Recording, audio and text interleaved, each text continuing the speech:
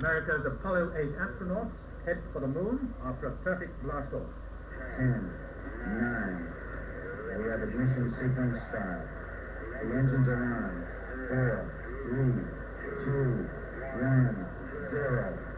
We have commit. We have liftoff. Liftoff at 7:51 a.m. Eastern Standard Time.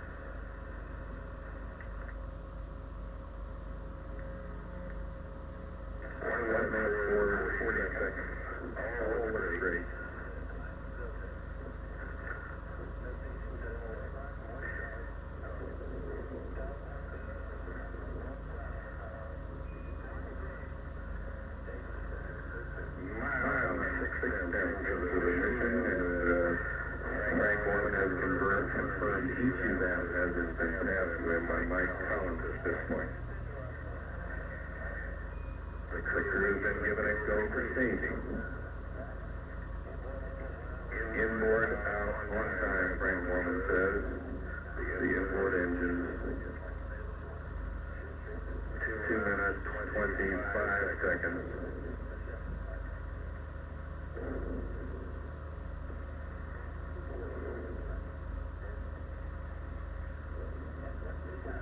We see F1C, the first stage cut off. F2 has ignited, we can confirm. And the truck looks good, all engines, all sources shows the second stage is burning perfectly. 2 minutes, 51 seconds into the mission.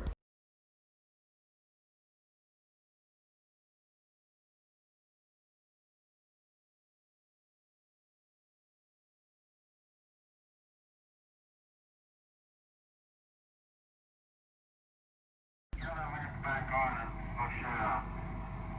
Apollo 8, how about standing by on that there? Just let's check our rally.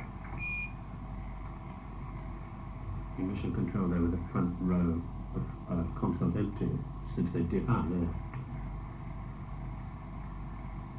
Apollo 8, we have a picture now. Gorman again.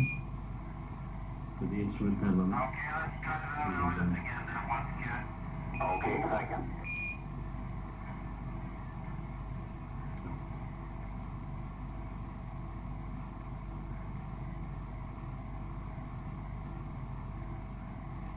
Everybody waiting, expectantly to see something coming up. You can see they get their picture of Houston on a big screen on their right and behind them. Class negative.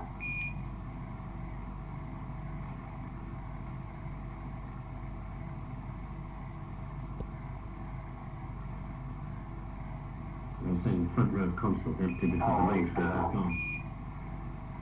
Only that.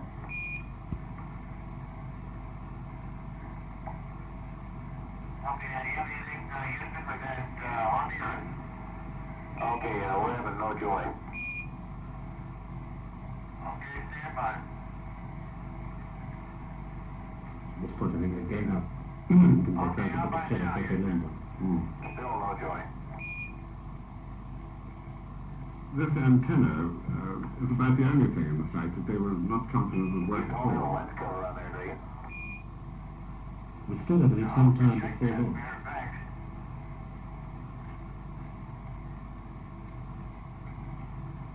apart from the problem with the big lens, Bill Lovejoy. apart from this problem they're talking about now with the big telephoto lens, it's worked perfectly.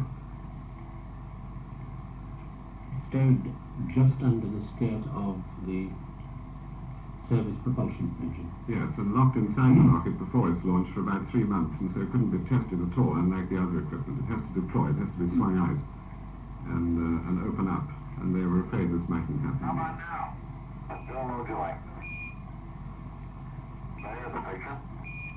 This is Houston saying we can see you now, and they've got the smaller lens back on, and we're back inside the spacecraft, and here's the Earth. Do we have a picture? Earthshine. Okay, it's a little difficult to see what we have. There's full Earth. That's the Earth, but it's not the telephoto lens, unfortunately. It's just a regular inside lens.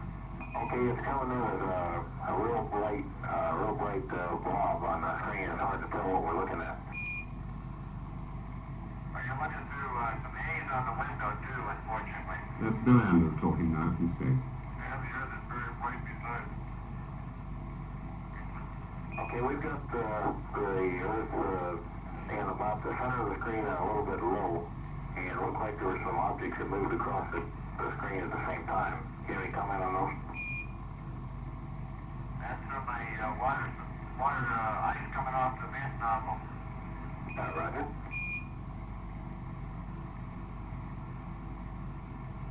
How does it look now? It's still the same thing. It's the target is extremely bright, and it's very difficult to make out what we're looking at. It's unfortunate that we don't have can't make the other lens work here. I don't know what the problem is. Okay, Apollo 8, would you verify that the ALC is on? You can just see Lovell in the foreground here, the pilot of the command module. He's getting lunch ready here.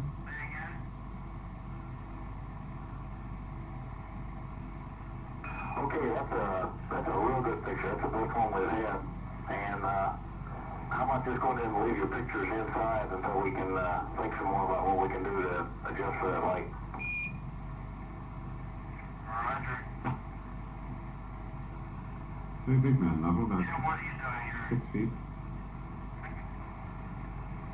Jim is fixing to dirty and making up a bag of chocolate pudding.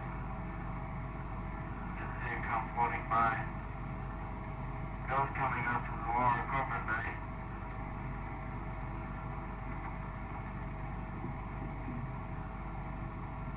That's Bill Anders on the right. And the hand in the foreground on the foreman. This is still a photo lens that work. Charlton lens is the co-picture. This lens doesn't seem to be working, but I can't understand why we're not. Perhaps it's a problem with the light transmission to it.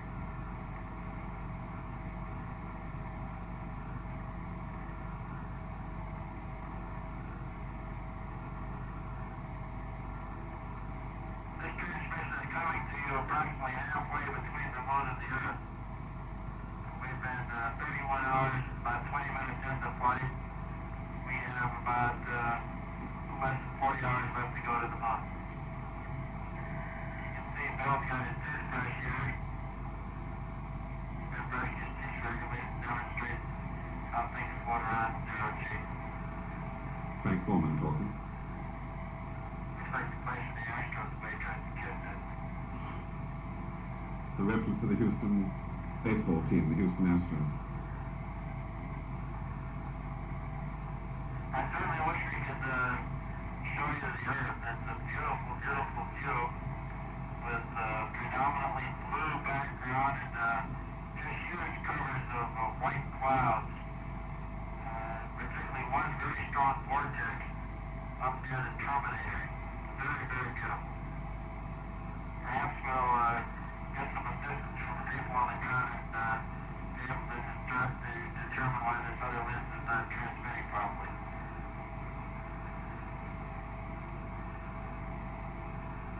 Did you get any light at all coming through the telephoto lens?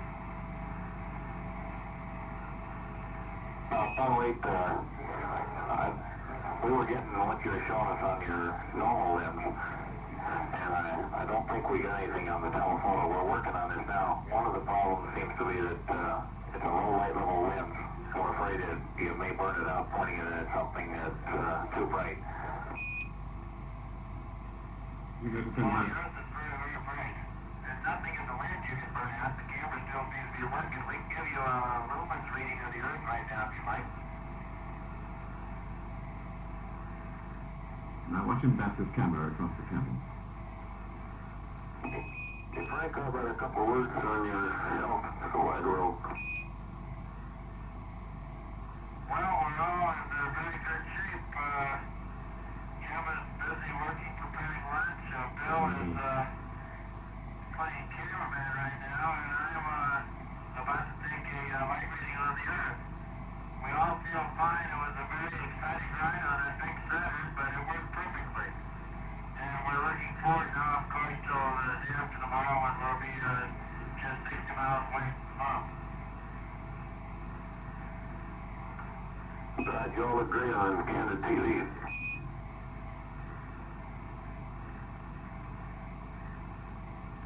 You can see the straps around Baldwin's waist holding him down to his Okay, seat. I just got a reading on the Earth, Houston. It's 320.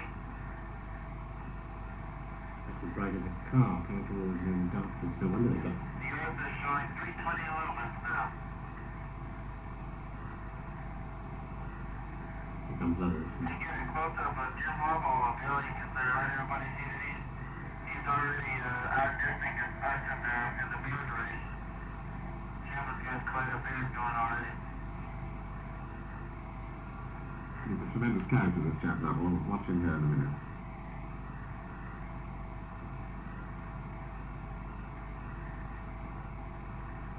Happy birthday, buddy.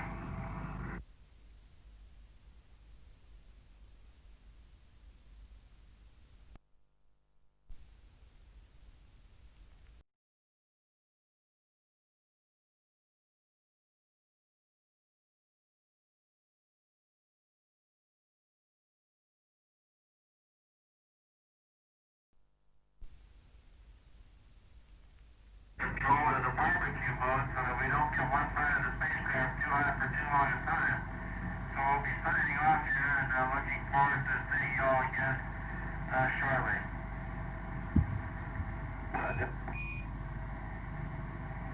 Goodbye from Apollo 8.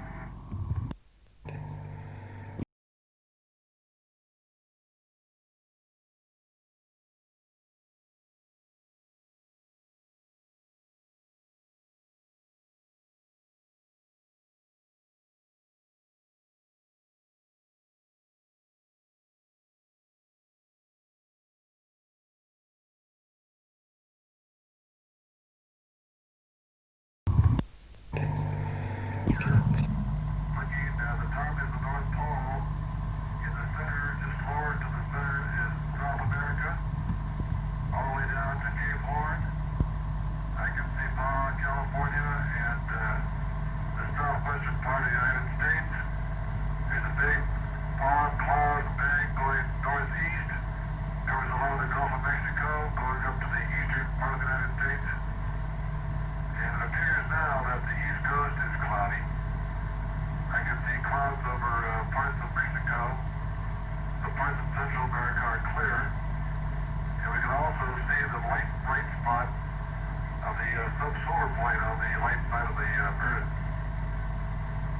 Now, Roger, could you give us some idea about the colors? And also, could you try a slight maneuver? It's disappearing, or we're seeing about half of it. It's going off to our 12 o'clock.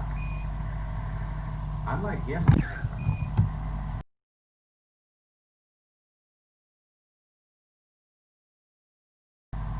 If you could maneuver toward the terminator, that's a part of it we're missing. We're getting the lighted portion. There you go, that's fine. Stop it right there.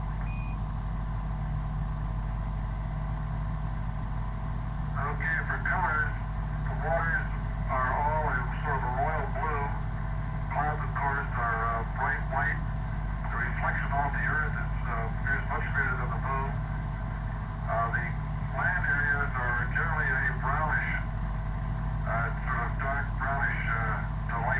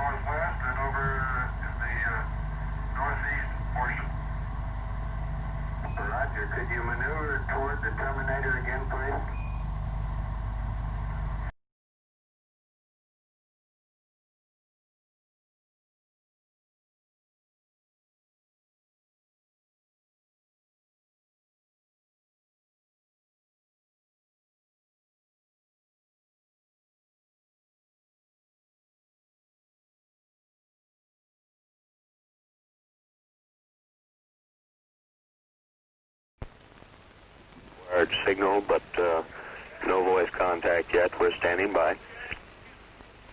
At 10:36 this morning, Apollo 8 went around the far side of the moon at just over 7,000 miles an hour into complete radio blackout that was to last 47 minutes. In that radio blackout, they were to ignite their main rocket engine and fire it backwards if they were to slow down and go into moon orbit.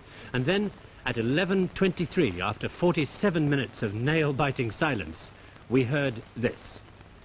Apollo Control, Houston, we've acquired signal, but no voice contact yet. We're standing by.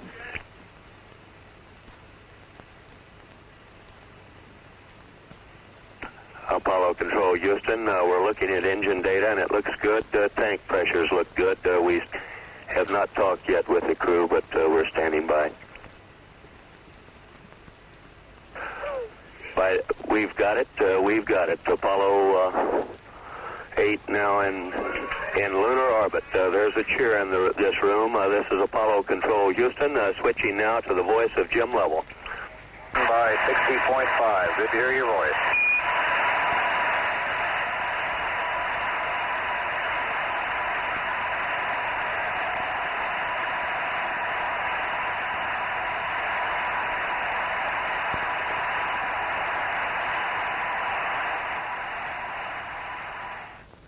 And so, there they are, successfully in orbit. And at this particular moment in time, they're beginning the second of their elliptical orbits before they fire again to go into the last 8 circular orbits.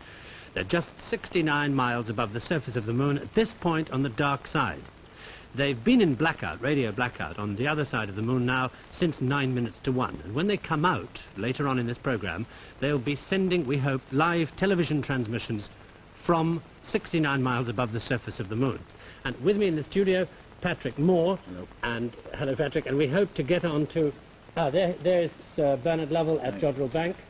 And these gentlemen will be commenting and watching with us as those pictures come down. Gentlemen, I'd just like you to listen, if you would, to this tape of the first ever recorded description by a human voice of the moon's surface as Jim Lovell passed over it for the first time 69 miles up. Apollo 8, Houston, what does the old moon look like from 60 miles, over? Okay, Houston, the moon is essentially gray. No color. Looks like plaster of Paris. Or sort of a grayish beach sand. You can see quite a bit of detail. The Sea of Fertility doesn't stand out as well here as it does back on Earth. There's not as much contrast between that and the surrounding craters. The craters are all rounded off. There's quite a few of them. Some of them are newer. Many of them look like, especially the round ones, look like hit by meteorites or projectiles of some sort. Langrenus is quite a huge crater. It's got a central cone to it. And the walls of the crater are terraced. About 6 or 7 different terraces on the way down. Roger, understand. And coming up now, the Sea of Fertility are the old friends Messier and Pickering that I looked about so much on Earth. Roger. And I can see the rays coming out of Blaze Pickering. We're coming up now near our B1 initial site, which I'm going to try and see. Be advised, the round window, the hatch window, is completely iced over. We cannot use it. Bill and I are showing a rendezvous window. Apollo 8, Houston, Roger. Got any more information on those rays, over? Roger. The rays out of Pickering are quite faint from here. There are 2 different groups going to the west. They don't appear to be have any depth to them at all, just rays coming out. Roger. It looks like just changes in the color of the Mari. Yeah. Okay, over to my right are the Pyrenees Mountains coming up. And we're just about over Messier and Pickering right now. Well, Sir Bernard, can you hear me at Jodrell Bank, Sir Bernard? Yes, good morning. Good morning, Sir Bernard. Did you manage to pick up Apollo as it came round for the first time this morning? No, when the moon came above our horizon this morning, the Apollo was on the hidden side of the moon, and we're hoping to get it when it reappears in a few moments' time. You'll be lucky. I did hear that description live, though, on the CBS line here, and I must confess, I thought it was really quite extraordinary. It was one of the most remarkable few minutes that I've ever lived through. The realization that there was a human being there, only 60 or 70 miles above the lunar surface, giving that really quite wonderful description of what he was seeing. Yes. Patrick Moore in the studio, what did that description tell you, if anything, new about the moon and their position above it and which way up they were and so on?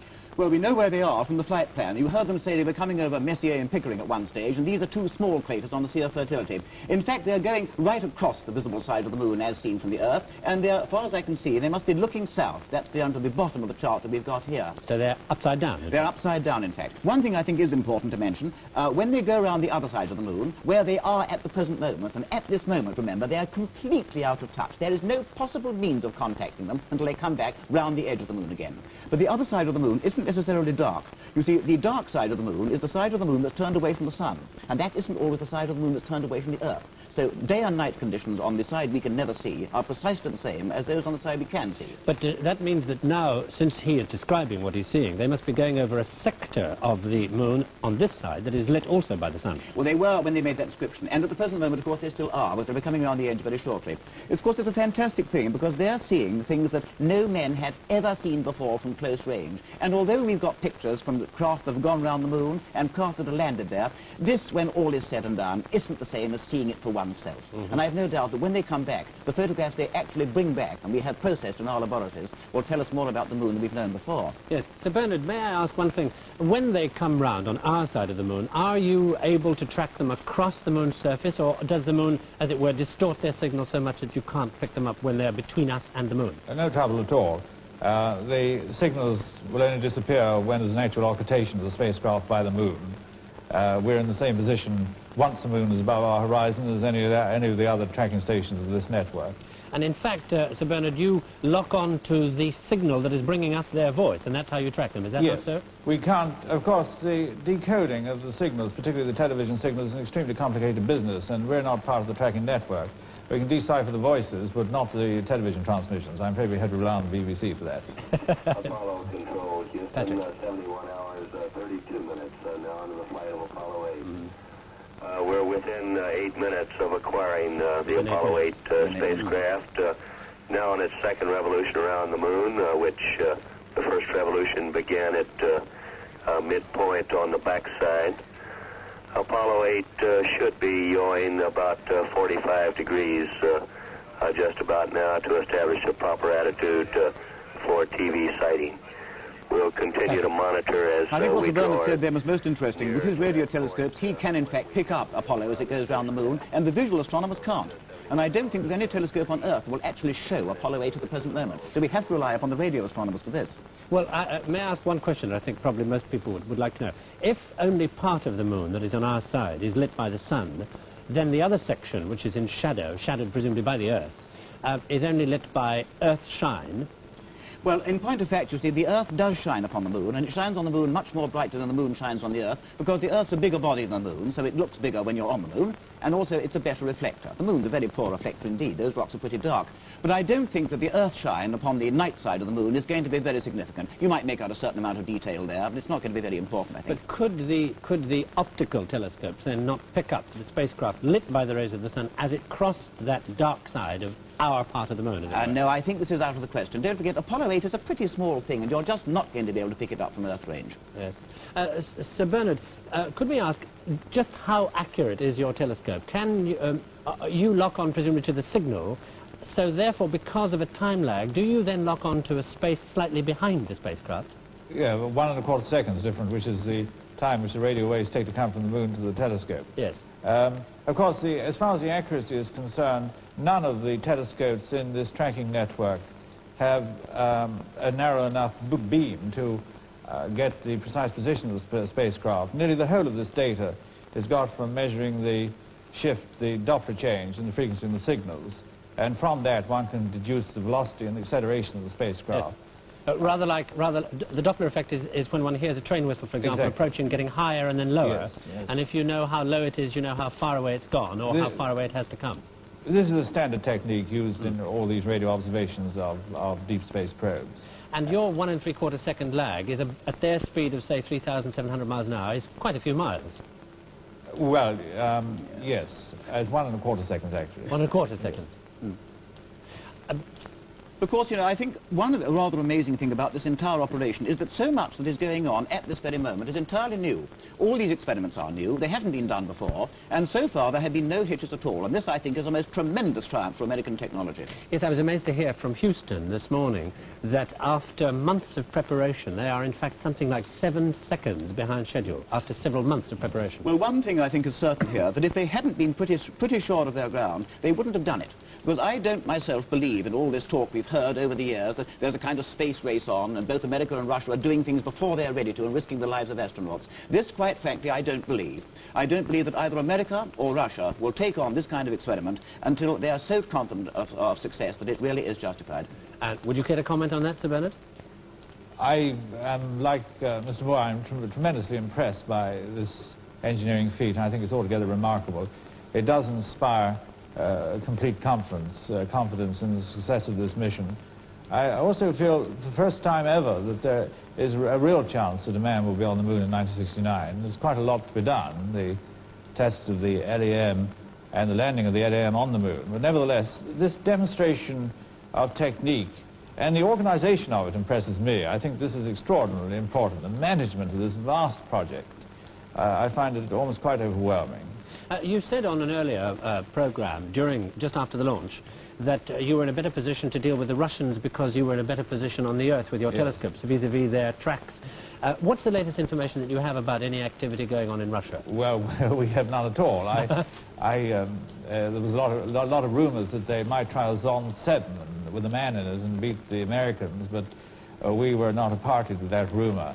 I imagine that early in 1969 the Russians will start up again, but I'm not at all sure that they're ready to do a man. Like Patrick Moore, I think that they're extremely careful about taking undue risks with the lives of their astronauts. And the whole experience of the Russian space program indicates that having recovered one zone successfully after a lunar orbit, they'll probably do another one, either with a dog in it or perhaps 1 or 2 more before they trust a man. Have they in fact got a rocket as big as Saturn that could take up a number of men, and above all, a heavy enough capsule with thick enough insulation so that they wouldn't have to worry about radiation? There is no evidence that they have anything as big as Saturn V at the moment, and they take 3 men around the moon. They could do it with 1, but this is maybe taking a rather too short a look at the situation. There are a lot of rumors, and I believe that there is good evidence that the Russians have a really enormous booster in preparation. But of course, I think that their approach to the lunar problem is quite different from the Americans. And the evidence is, and I've always believed this, that the Russians will not do the Apollo technique of getting men on the moon. They're more likely to build up in Earth orbit. And they've already done quite a few experiments of linking up spacecraft. They did with their 2 Zoyas 2 and 3 a few months ago. So I think the question of the size of their booster, which they have, is not really relevant to how they are going to get, or how many men they're going to get on the moon, because I think their technique is different. Do you think we're likely to see anything from them as we are in about, one hopes, 2 or 3 minutes? These live transmissions from space that'll be coming up, we hope, any minute now. Well, the Russians have been transmitting live from space. Their lunar orbiters, of course, they transmitted television pictures of the lunar surface. And from our experience in studying the transmissions from their zones 5 and 6, it's quite clear that they have a very comprehensive wideband system, and I would think the answer to your question is yes. We will see the same sort of television transmissions by the Russians once they get to the moon as we're now seeing from Apollo. Yes, I asked that because it does seem there are criticisms from time to time about the American project in that this television transmission to Earth is nothing really more than a sort of public relations venture in order to keep NASA in the news and keep it getting its funds. Well, I think that's taking a rather poor view of the situation. Yes. Well, I think, I've said before in this flight, that the great thing about the Apollo flight is the great adventure of the human spirit here, and I think that man on Earth should be shown what's happening as all part of this great project. Yes. I'm afraid I don't take the view that it's nonsense to transmit pictures back.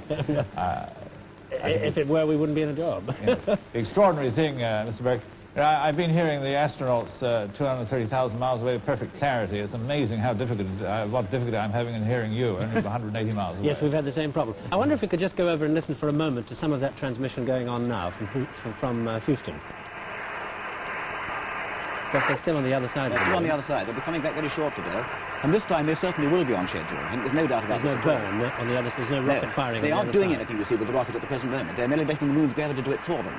So I think there's no doubt at all that we will hear them on schedule. And that should be literally any minute now. Any moment. Seconds. Coming up, I think. Apollo 8 Houston, over. That's Jerry Carr making a call. And BBC One have just joined us. I'd like to welcome their viewers. And with me in the studio, Patrick Moore, and at Jodrell Bank, Sir Bernard Lovell. reply yet, Before we go any further, we'd like you to hear with us the tape that was recorded this morning at 11:23 after Apollo 8 had successfully gone round the far side of the moon and reappeared. And after 47 minutes of nail-biting silence, this is what we heard. Yes, I know, but is this a Apollo playback? Control Houston. Is this a We've playback? acquired signal, but no voice contact yet. We're standing by.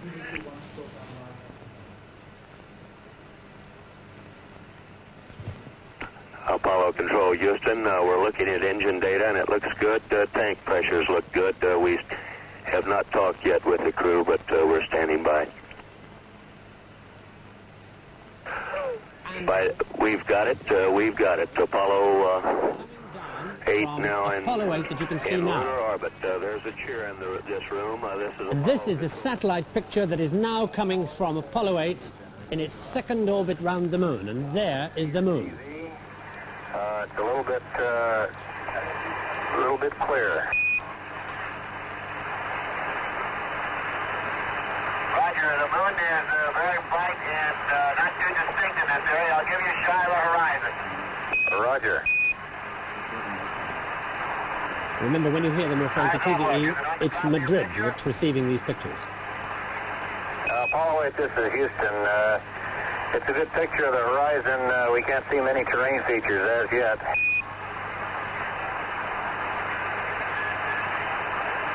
Roger.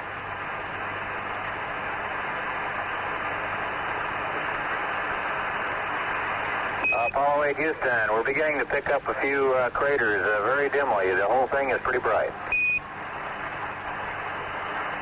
Roger, there's not much definition up here either on the horizon. We're now approaching the craters C and Bassett. Roger.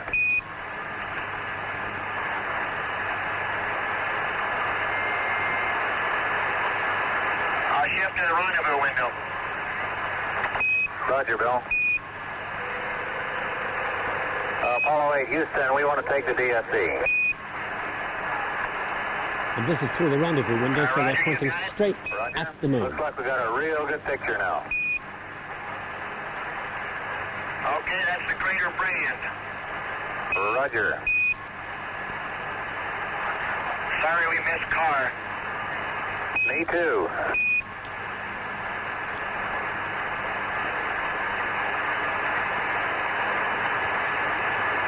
The voice you're hearing from the Apollo 8, this is spacecraft, Houston. Bill We're Anders. going to need a cryo fan cycle sometime during this pass. Bill Anders, the lunar module pilot, the youngest member. Sunset? Roger, we can wait. Okay, I think we're coming up on Miller right now.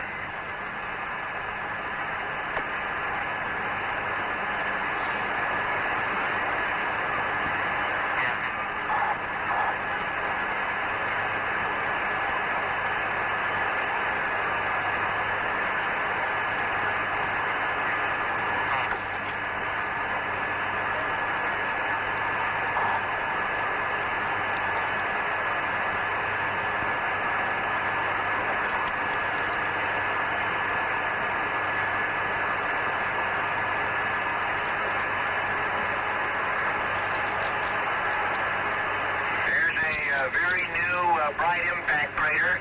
Should be in the field of view now. Roger, Bill. Do you see it in the upper part of your screen? Say, Bill, how would you describe the color of the moon from here? The color of the moon looks a very whitish gray, like dirty beach sand, and with lots of footprints in it. Don't these two craters look like pickaxes striking concrete, leaving a lot of fine haze dust?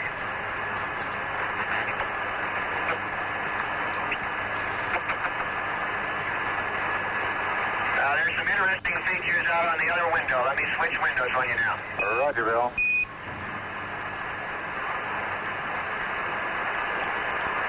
You should see the horizon now in the top of your picture. Roger, we have the horizon, Bill.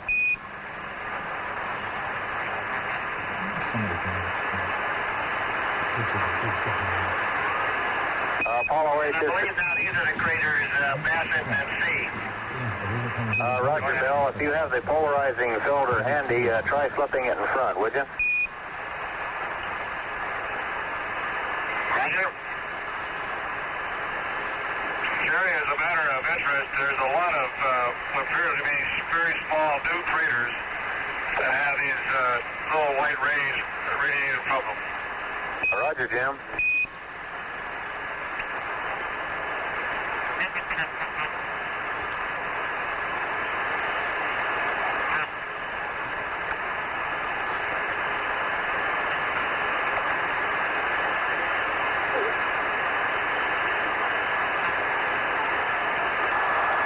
Roger, we see the filter going over.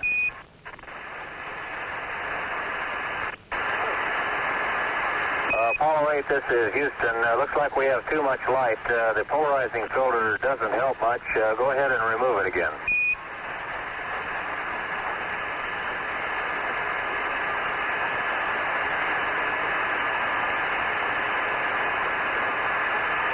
Roger, it's removed.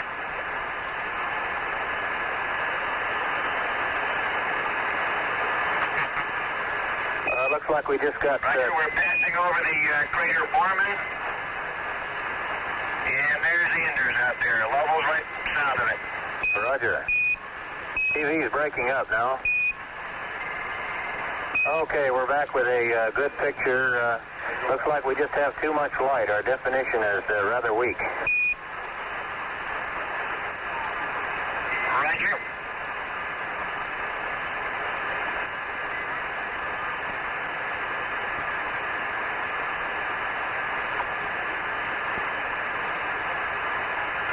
I'm fogging up the window here, Houston, is one of the other problems. Roger, Bill, the other window was better than this one. Okay.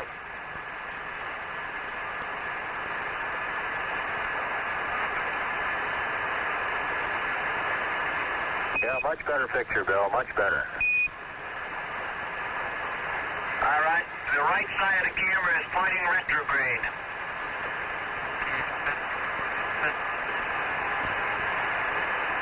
The right side of the picture is the part of the moon that they are leaving. That's what retrograde means. We're now passing a beam of the crater Houston. And I'll shine the camera over there once for the folks in Texas. Roger. And these pictures from the three loneliest men in the world, nearly 240,000 miles out in space, about 90 or 100 miles above the surface of the moon. Absolutely incredible. Incredible. Science fiction come Roger, true. Bill.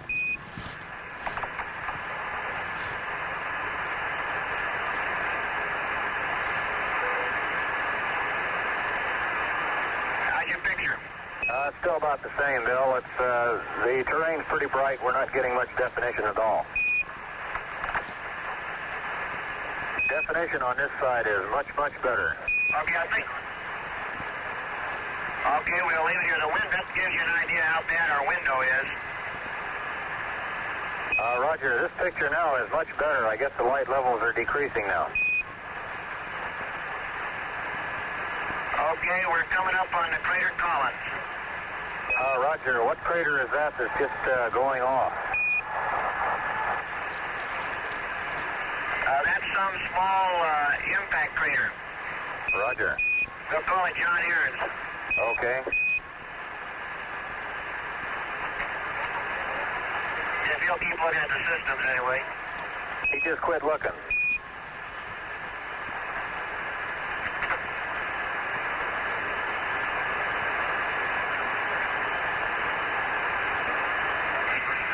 Sure, another interesting feature, these small impact craters have dark spots in the center where it appears that they buried in and hit some new material down below that's got a lot of fine white dust around them.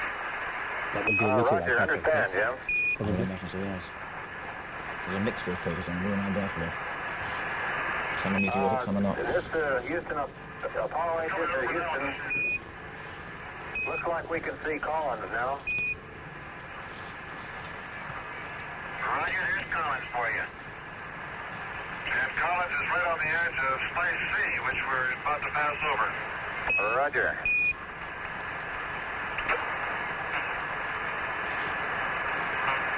Can you see enough details from here, Patrick Moore? Oh, yes, I can indeed. Of course, one thing I think we should bring out, when they talk about new craters, this doesn't mean literally new. Even a new crater on the moon may be thousands or millions of years old.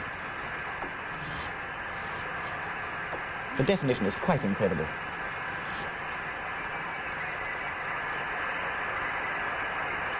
Apollo 8, We're this now is... going across Space C. Go ahead. Roger, we just saw Stellenwert go by. Raj. The part of the moon they're showing at the moment is the part we never see very well from Earth. It's right on the edge. Roger, picture is much improved now, getting better all the time. Roger. The terrain here is, as you can see, not well defined. We're going to start a roll to the left. Roger. Landing site area. Roger, Bill.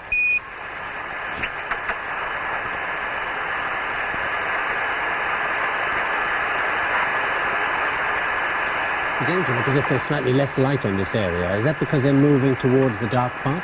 They will eventually come to what we call the terminator. It's the boundary between the sunlit and the night sides, and then, of course, we shall lose the detail. That crater is right in the middle look now. Roger, that's a very good one. That must be O'Neill. The edge of the Sea of Pisces. Right.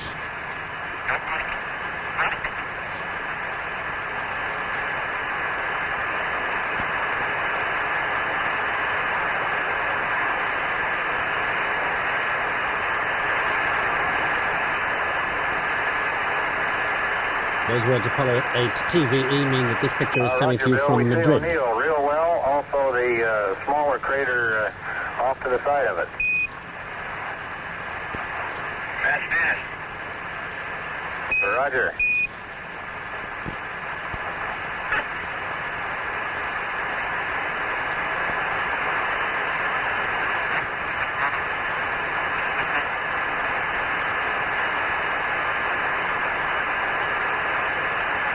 Houston, this is Apollo 8. We're going to terminate our program for this pass and get on with preparations for LOI 2 if you say we're go. Apollo 8, this is Houston. Roger. Okay, signing off until 9th rev, Apollo 8.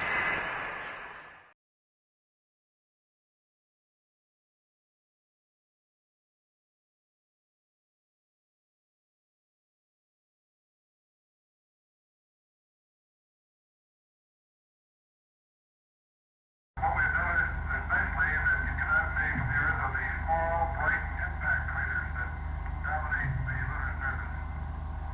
And these are now the pictures taken on Apollo 8 9th orbit early this morning.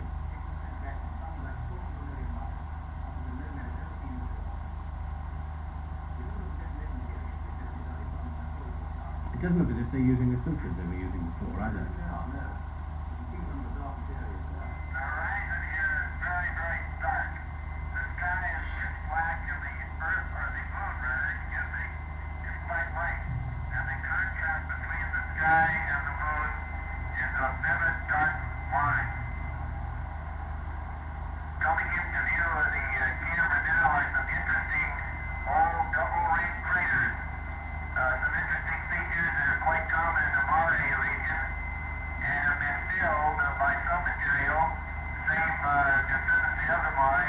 corner. Here are 3 or 4 of these interesting features. Further on the horizon, you see the fish.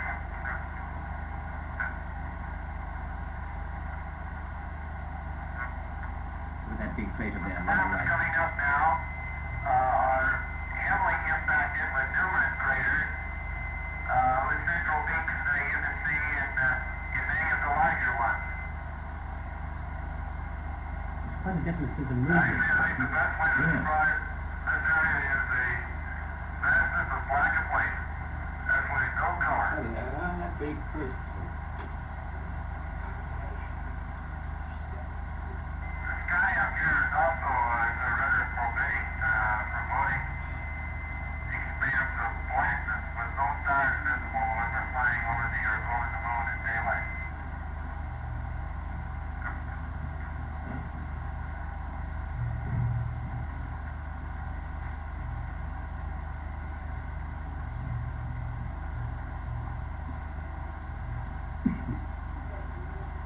From the shape of that windowsill, it would appear to be the rendezvous window they're using.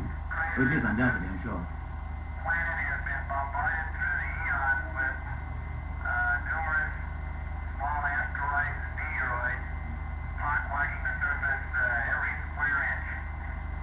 And presumably we're not getting a definition because we're using the wide-angle lens rather than the telephoto. Yes, we're seeing quite a lot on the moon. We're not seeing it so well at the moment. And of course, owing to the angle as it's being shot, we're not getting the shadows in the face either. Features of any sharp definition to them, and eventually they get eroded down by the constant bombardment of small meteorites.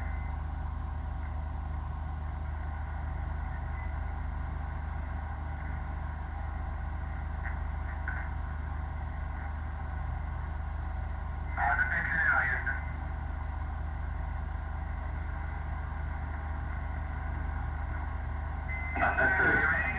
That's clear, and the picture looks real fine. Thank you. Can you see the 2 large craters just to the right of our track, Houston?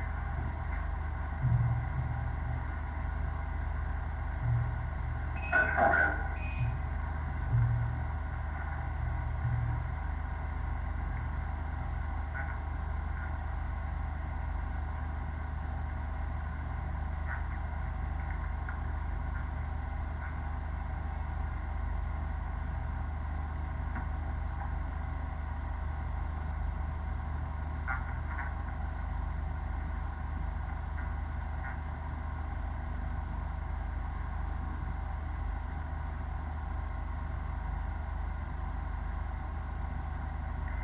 The very bright features you see are the new impact craters, and the larger the crater has been on the surface of the moon, while the more mottled and subdued it becomes. Some of the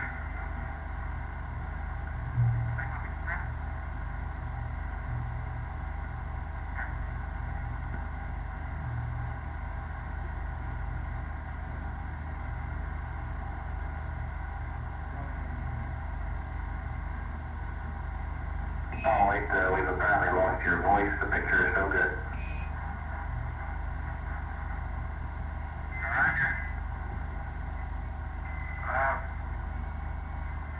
Houston, we're passing over an area that's just to the east of Spice C now. And checking our chart. Spice C is coming up in a few minutes. Roger.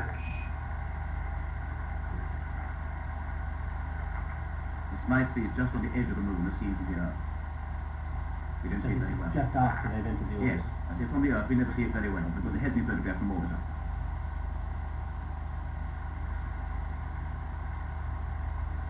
I'll wait if you go to Pluto, except while we'll flank some information.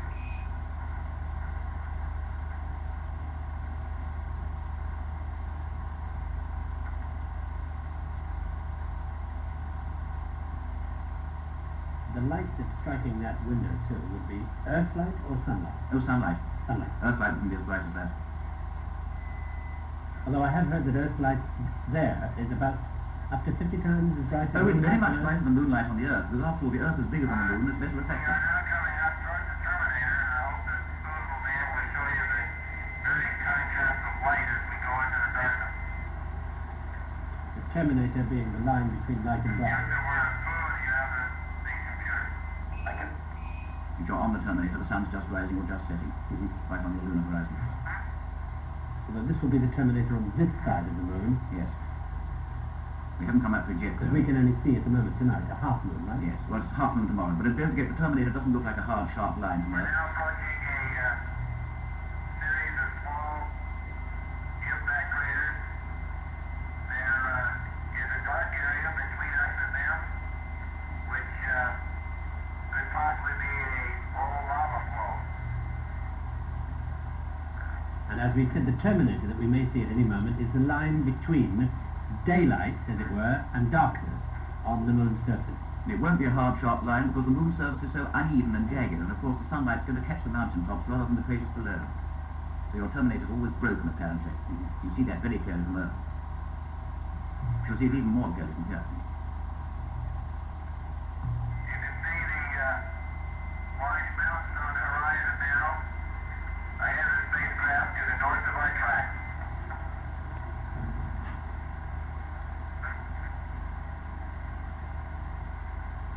We estimate it's about 325 miles to the horizon, just to help you reference. The intensity of the sun's reflection in this area makes it difficult for us to distinguish the features we see on the surface, and I suppose even harder on the television. But as we approach the Terminator and the shadows become longer, you'll see a marked change. As your crater gets near the Terminator, the shadows inside it lengthen and your whole crater is thrown into relief. This we are not getting at the present moment, because the sun's too high over that particular area that we're seeing. That's why it all looks washed out. So the light on the window is probably light reflected directly from the surface we're seeing. Oh, I think it is. Dark crater in the filling material of this valley in front of us now. It's rather unusual in that it's sharply defined, yet it's dark all over its interior walls, whereas most new-looking craters are very bright interior.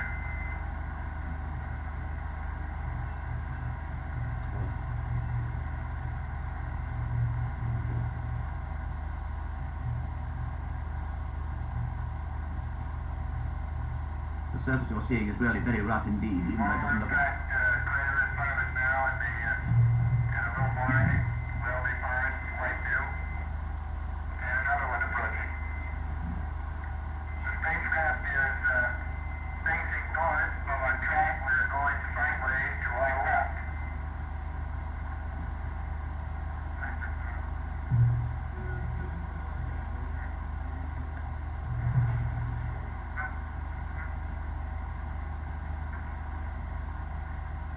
You're now seeing the sea of crises coming over the horizon.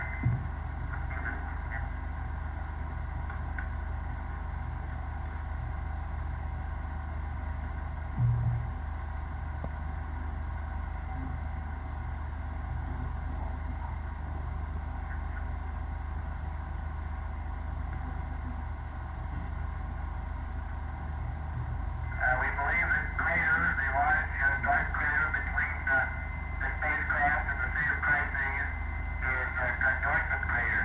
Sea of Crises is amazingly smooth as far as the horizon past this rather rough mountain region in front of the spacecraft.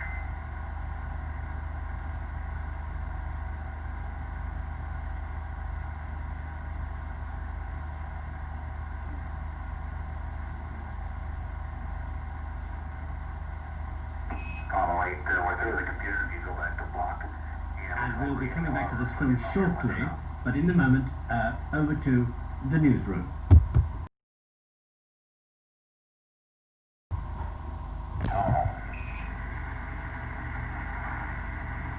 There's an interesting riddle directly in front of the spacecraft now. Running along the edge of a small mountain.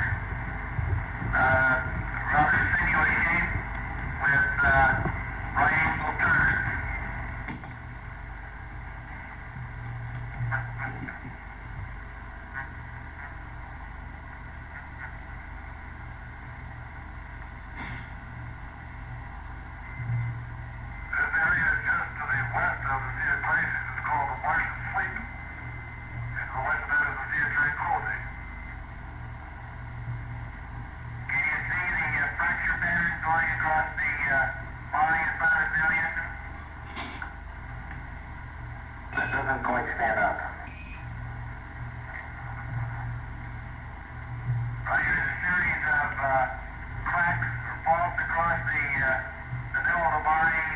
They drop down in about 3 steps to the south. The parallel fault pattern to the north has a drop down in the center.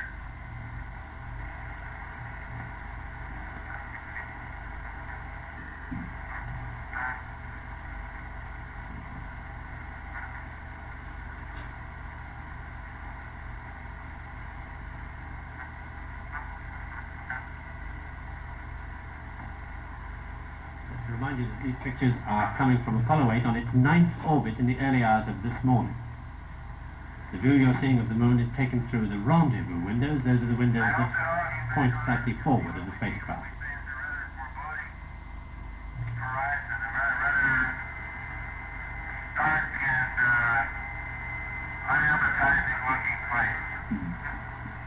That's the voice of Bill. We're now going over approaching one of our future landing sites, selected in this moon region to call the Sea of Tranquility.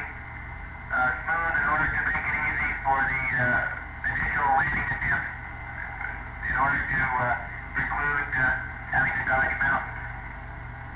One of the fattest Now areas you on the can moon. see the long shadows of the lunar sunrise.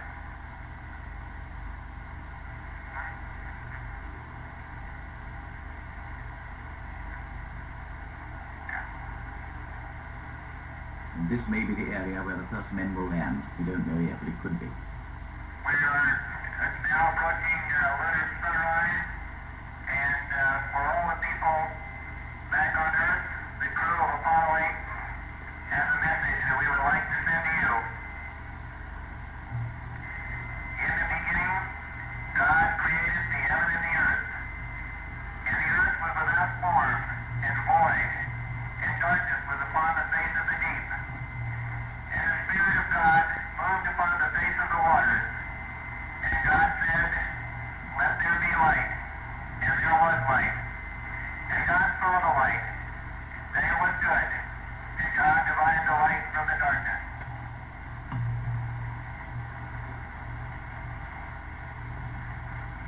And God called the light day, and the darkness he called night, and the evening and the morning were the first day. And God said, "Let there be a firmament in the midst of the waters, and let it divide the waters from the waters." And God made the firmament, and divided the waters which were under the firmament from the waters which were above the firmament.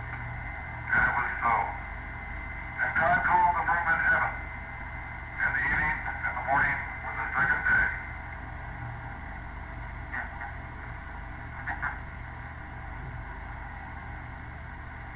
And God said, "Let the waters under the heaven be gathered together into one place, and let the dry land appear." And it was so. And God called the dry land earth, and the gathering together of the waters called he seas. And God saw that it was good.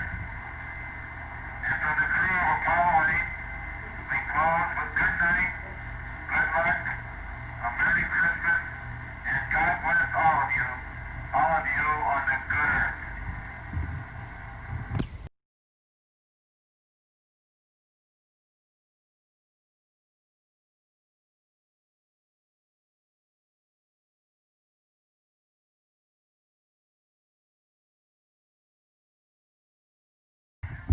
Good afternoon, this is the Apollo 8 crew, and how's it focusing now, Houston?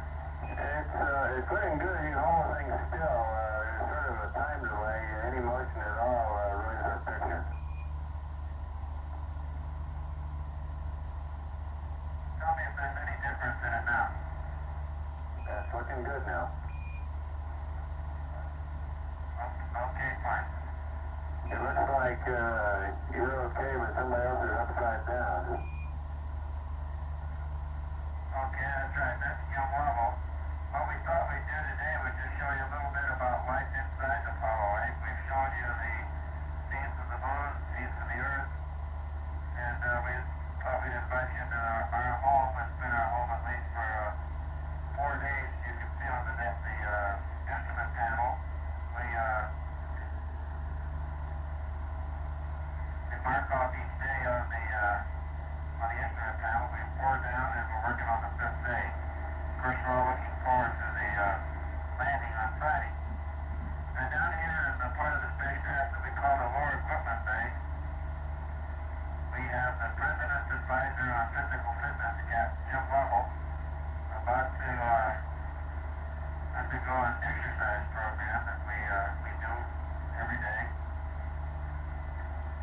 You notice that he floats around very freely. Just bump his head on the operating wheel of our navigating.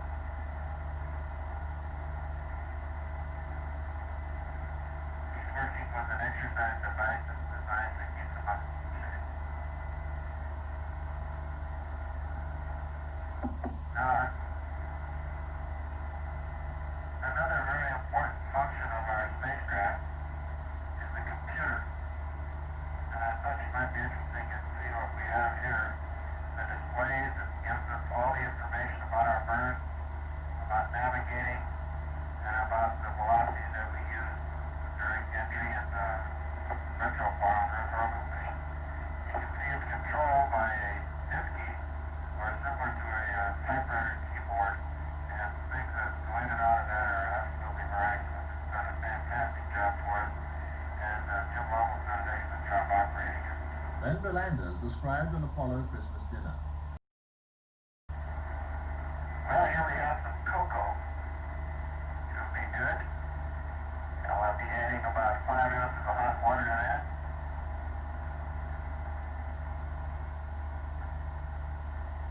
These are little sugar cookies.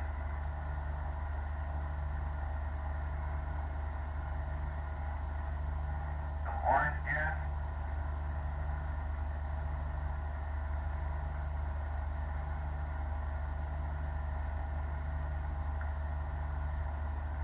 Corn chowder.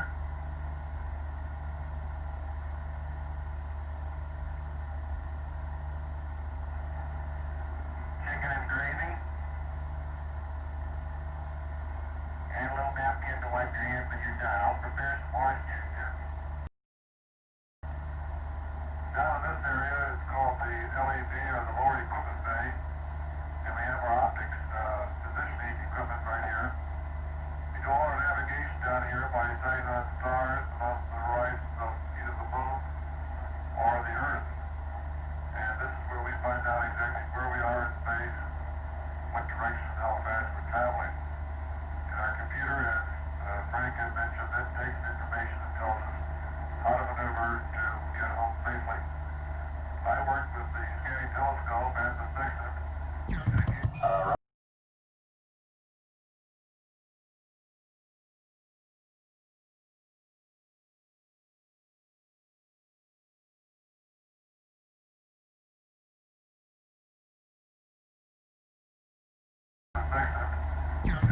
Roger, we've got most of it. Keep moving off to the right.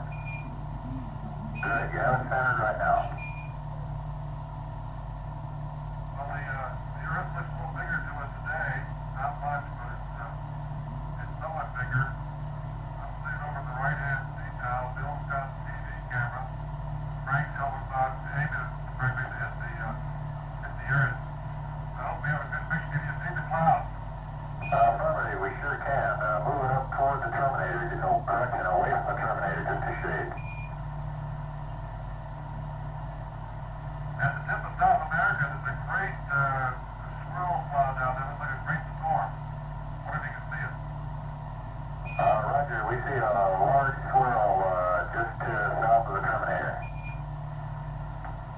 Right, and then up to the left-hand side, or towards the north, we can see the light waters around the West Indies, and we can actually see Florida looking through Bill's binocular, and you can see the various land masses, South America, the central part, and southern part of the United States. Roger, move a little bit away from the terminator now.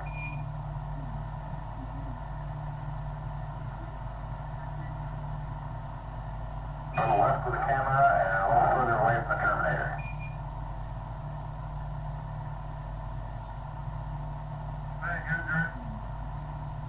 Okay, you're moving it toward the center of the screen now, and the Earth is off on the left side of our screen.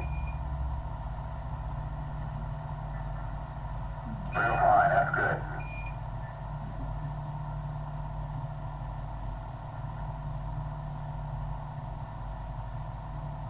Hold it right there. What we're thinking about right now, Jerry, is if the wind angle about 2 degrees there limit. When we come back, the earth looks pretty small right from here. Roger.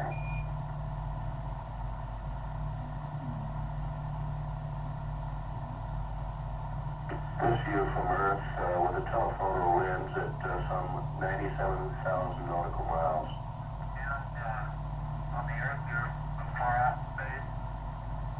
I think I must have the feeling that the travelers the old sailing ships used to have. You went on a very long voyage away from home, and now we're headed back. And I have that feeling of being proud of the trip, but still happy to be going back home and back to our home port. And that's what you're seeing right here.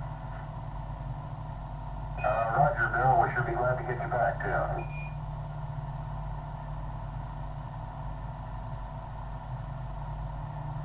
This is Frank Gorman. We've enjoyed the television shows, and I get to stay tuned in the future because there'll be quite some rendezvous at the Earth orbit.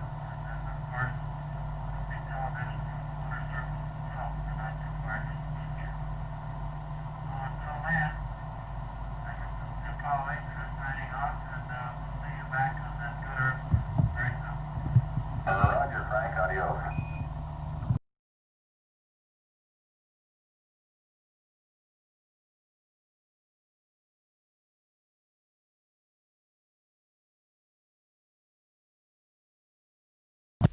Howdy, welcome aboard, and congratulations on a tremendously successful flight. Colonel Borman, would you care to say a few words to the crew?